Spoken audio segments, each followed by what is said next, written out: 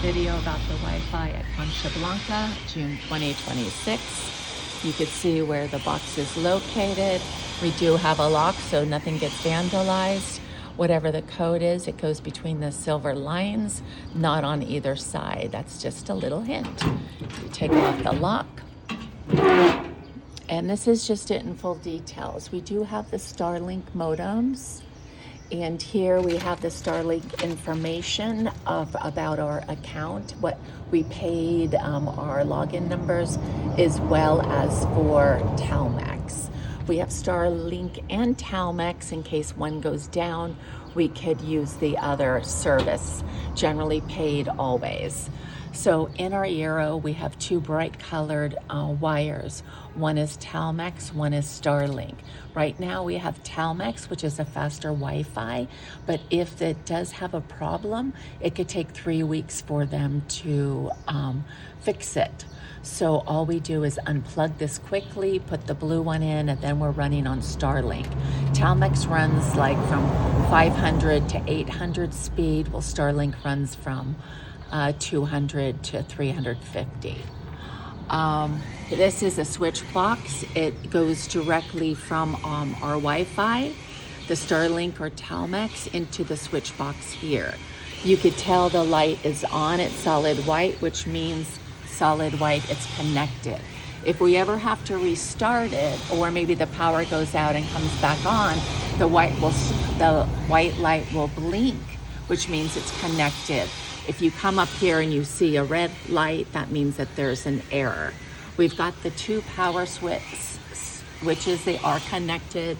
Everything is labeled. You can see this says Telmex, this is Starlink, this is Jackery, Solar.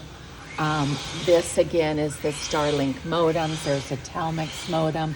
That's a Jackery kind of power strip. It goes into the Jackery, which is our backup battery, and then goes into this power surge protector.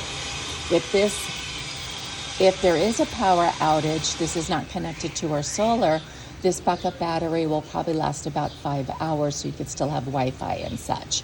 I heard if you plug it in all the time, once it's past 100%, it could wear down the battery. So we go ahead and just leave this here. When you come up, you could just finish plugging it in.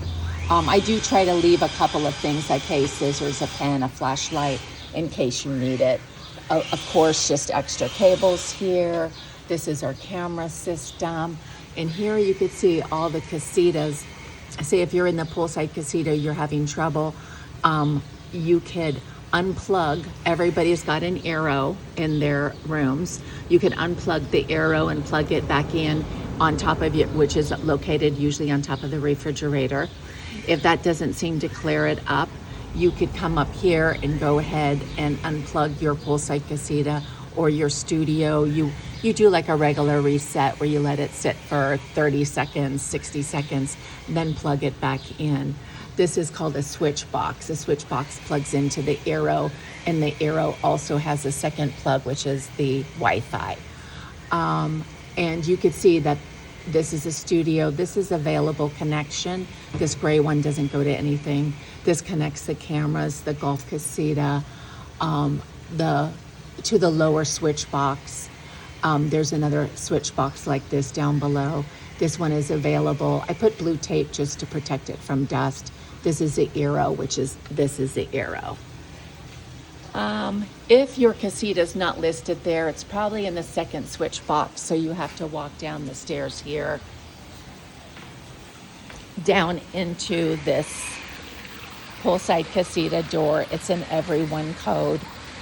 Come all the way around here, and that switch box is located right there. It's required to have a key to keep it secure. The key is hanging from it. It's nothing that we have to worry about somebody stealing. It's just protected from the weather. That switch box is just like the other switch box I showed you.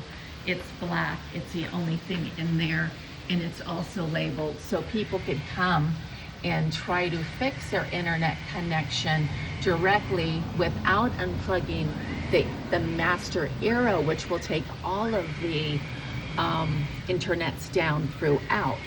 So if that doesn't fix yours and other people are also having problems, it would be good to come up here to make sure that the arrow isn't blinking red, or all the lights are out. Maybe there's a switch button. Sometimes people will try to fix something in here and they'll turn off a power button by mistake and they don't realize it, you know, that sort of thing. And then of course, you want to make sure you lock it in the end and then put your little lock on. That's about it.